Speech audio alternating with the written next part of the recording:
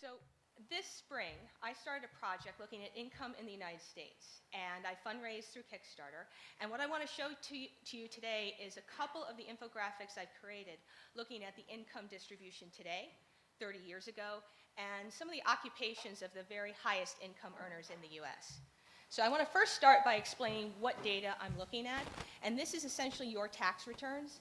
Every year you file a tax return explaining to the IRS how much money you made, basically salaries, wages, any sort of capital gains. And two economists, all right. So what I have here is sort of the data from 2008, which is the most recent data I can show. And in 2008, $8.2 trillion was reported to the IRS in income. And this was over 152 million tax units, and by tax units you have to think of, say, married couple filing jointly or a single adult. And if you take the average of that, you end up with $54,000 per return. Now, two economists, Sayers and Piketty, took this income data from the IRS, and they figured out what was the share of income that goes to different income groups. Different income groups would be, for example, the top 10% earners, the top 1%, so on. So I want to start with the top 10%. Now, in 2008, the top 10% got almost half of the income that was reported to the IRS. And to be in the top 10%, you would have had to have made about $109,000. Top 1%, however, received about a fifth of the total income. And in that case, you would have had to made almost $370,000 to make it into the top 1%. Finally, the highest income group they were able to calculate was the top 0.01%. Now, they received maybe a 20th of the income. However, for that group, you would have to make $1.9 million minimum to make it into that category. Now, to explain a little bit about what that means, I created this scenario. What if the United States had 10,000 people? Each person would represent approximately 15,000 tax units. And in addition, the size of the person is going to represent, in this scenario, the average income for that income group. So when you look at this example, the square, the orange square, is the share of income for that income group, and that size of the person is going to be their average income. So in this example here, I'm highlighting the 1 out of 10,000. This is the top 0.01%, $9.1 million a year minimum. However, their average income is $27 million. Now, their share of income is about 5%. The next income group down, this is the next 9 out of 10,000 people. They are receiving approximately the same share of income. However, their average income has now dropped to $3.2 million. So now I'm going to show you the 40 out of 10,000 income group. Their share of income, although a little bit larger, their average income has now dropped to about $880,000 a year.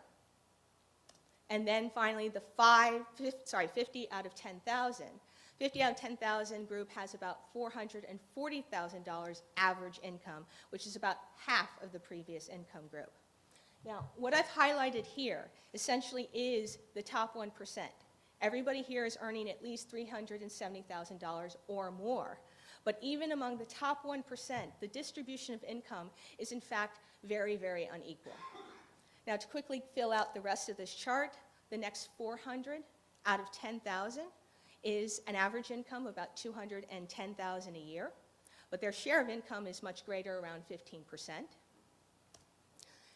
Then the next 500 out of 10,000 have a smaller share of income, and their average income has now dropped to about $127,000 a year. Now, I have essentially filled in the top 10%.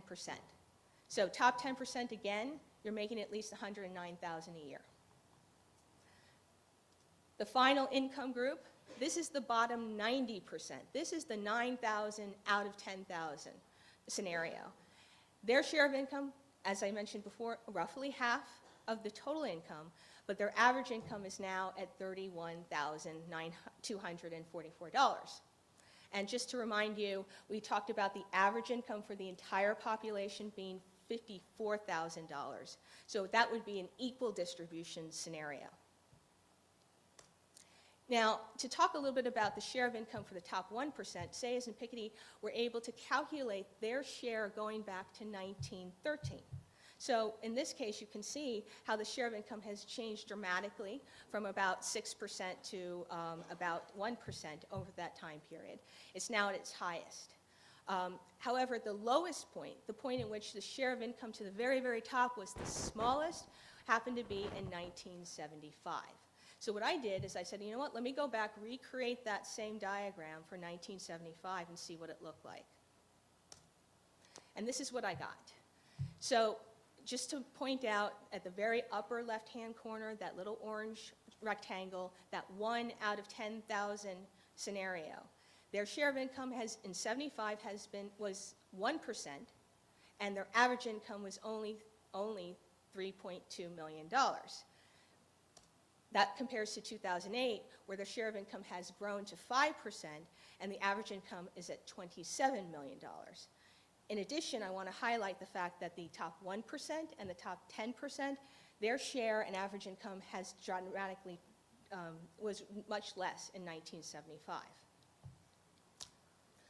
To finish this up, I want to talk a little bit about the occupations of these very high income earners. This is the same data set. This was calculated by another set of economists, Bakaja, Cole, and Heim.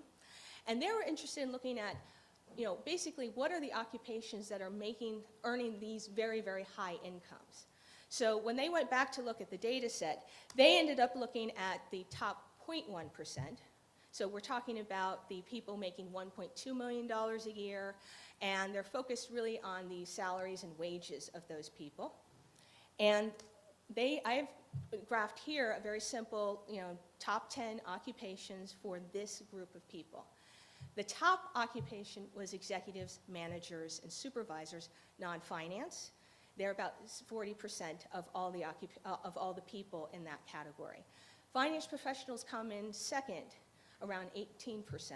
Lawyers, medical professionals. There's a working non-deceased category, real estate, and then I highlight the arts, media, and sports, which I can sort of consider the celebrity category.